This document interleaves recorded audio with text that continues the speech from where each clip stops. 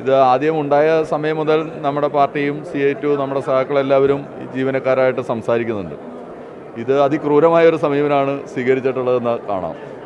തലേ ദിവസം ജോലി ചെയ്തുകൊണ്ടിരിക്കുന്ന കുട്ടികൾക്ക് ഒരു പ്രതീക്ഷയില്ല, പിറ്റേ ദിവസം ഇങ്ങനെ പറയുന്ന ഒരു പ്രതീക്ഷയില്ല. ഒരു മെയിൽ പോലും ഇതുമായി ബന്ധപ്പെട്ടുകൊണ്ട് അവർക്ക് വന്നിട്ടില്ല. ടെർമിനേറ്റ് ചെയ്തു എന്ന് പറഞ്ഞുകൊണ്ടുള്ള ഒരു മെയിൽ പോലും വന്നിട്ടില്ല. ഇപ്പോൾ ഏത് നിയമത്തിൻ്റെ അടിസ്ഥാനത്തിലാണ് ഇവരെ പറഞ്ഞു വിട്ടത് എന്ന് പറയണം. ഏത് നിയമത്തിൻ്റെ അടിസ്ഥാനത്തിലാണ്? ഇപ്പോൾ രാജ്യത്ത് വലിയ രൂപത്തിൽ കൊള്ളയ്ക്ക് സഹായകരമാവുന്ന വിധത്തിലേക്ക് ലേബർ കോഡ് ഇന്ത്യൻ പാർലമെൻറ്റിനകത്ത് പാസ്സാക്കിയിട്ടുണ്ട്. ആ ലേബർ കോഡ് വലിയ രൂപത്തിൽ തൊഴിലാളികളെ ചൂഷണത്തിന് ഇടവരുത്തുന്ന ഒന്നാണ് എന്ന കാര്യത്തിൽ സംശയമില്ല. ഇവിടെ ഇപ്പോൾ യഥാർത്ഥത്തിൽ ലേബർ കോഡിൽ പറയുന്ന മാനദണ്ഡങ്ങളും പാലിച്ചിട്ടില്ലല്ലോ. ലേബർ കോഡ് പ്രകാരം 300-ലധികം വരുന്ന തൊഴിലാളികളുണ്ടെങ്കിൽ അത് മുൻകൂർ അനുവാദം വാങ്ങണ്ടേ? എന്നാൽ ലേബർ കോഡിൻ്റെ അടിസ്ഥാനത്തിലാണ് വന്നിട്ടുള്ളതെങ്കിൽ ഇവിടെ അതും പാലിക്കപ്പെട്ടിട്ടില്ല എന്നുള്ളത് കാണും. കേരളത്തിലാണെങ്കിൽ ലേബർ കോഡ് യാഥാർത്ഥ്യമാക്കിയിട്ടില്ല, അതിൻ്റെ ചട്ടവും മറ്റു കാര്യങ്ങളൊന്നും രൂപീകരിച്ചിട്ടില്ല. ലേബർ കോഡ് എങ്ങനെയാണ് തൊഴിലാളികളെ ബാധിക്കുന്നത് എന്ന് മനസ്സിലാക്കാൻ വേണ്ടിയിട്ടുള്ള ഒരു കമ്മീഷനെ തന്നെ ഇടതുപക്ഷ സർക്കാർ നിയോഗിച്ച അതിൻ്റെ റിപ്പോർട്ട് ഇപ്പോൾ ഗവൺമെൻറ്റിൻ്റെ മുമ്പാകെയുണ്ട്. അപ്പോൾ ഇതൊക്കെയാണ് നിലനിൽക്കുമ്പോൾ ഏത് നിയമത്തിൻ്റെ അടിസ്ഥാനത്തിലാണ് ഈ കുട്ടികളെ ഇങ്ങനെ ദ്രോഹിച്ചിട്ടുള്ളത് എന്നുള്ളത് ഇവിടെ ബന്ധപ്പെട്ടവർ വ്യക്തമാക്കേണ്ടതാണ്. അടിയന്തരമായി ചെയ്യേണ്ട കാര്യം ഇപ്പോൾ അവരെ ഓഫീസിൽ കയറാൻ അനുവദിക്കുക എന്നുള്ളതാണ്. ഇന്നിപ്പോൾ ഗവൺമെൻറ് തന്നെ പറഞ്ഞത് ബന്ധപ്പെട്ട കമ്പനികളുമായി ബന്ധപ്പെട്ട് ചർച്ച നടക്കുകയാണെന്നാണല്ലോ പറഞ്ഞത്. ചർച്ച നടക്കുന്നത് ഇങ്ങനെ തൊഴിലാളികളെ പൊതുനിരത്തിൽ ഇറക്കി നിർത്തിയിട്ടാണോ സാധാരണ നിലയിൽ ചർച്ച നടക്കുന്നത്? അപ്പോൾ അടിയന്തരമായി അവരെ ഓഫീസിൽ കയറാൻ അനുവാദം നൽകണം. അതല്ലെങ്കിൽ അതിനാവശ്യമായ ശക്തമായ നിലപാടുകൾ സ്വീകരിക്കേണ്ടി വരും.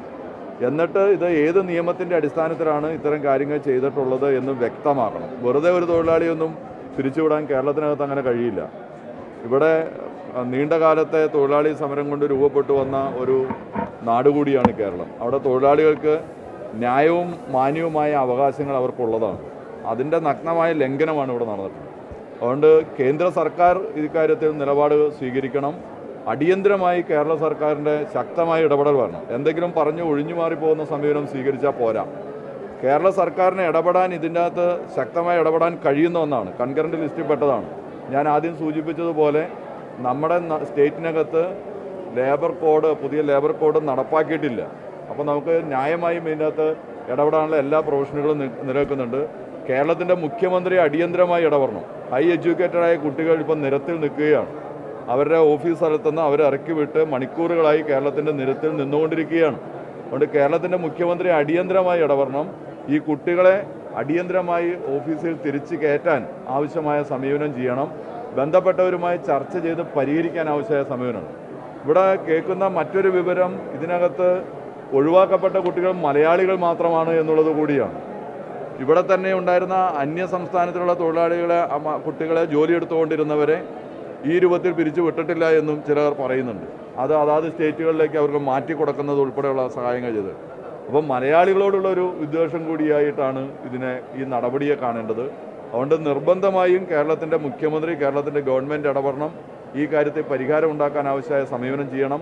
അതിൽ ഒന്നാമത് ചെയ്യേണ്ട കാര്യം ഞാൻ ആവർത്തിക്കുകയാണ്, അടിയന്തരമായി കുട്ടികളെ ഓഫീസിനകത്ത് കയറ്റാൻ ആവശ്യമായ സമീപനം എടുക്കണം. ചർച്ചകളും എല്ലാം നടക്കുന്നത് മാന്യമായിട്ട് അങ്ങനെയാണ് നടക്കേണ്ടത്. അതിനാവശ്യമായിട്ടുള്ള കാര്യം ചെയ്യണം.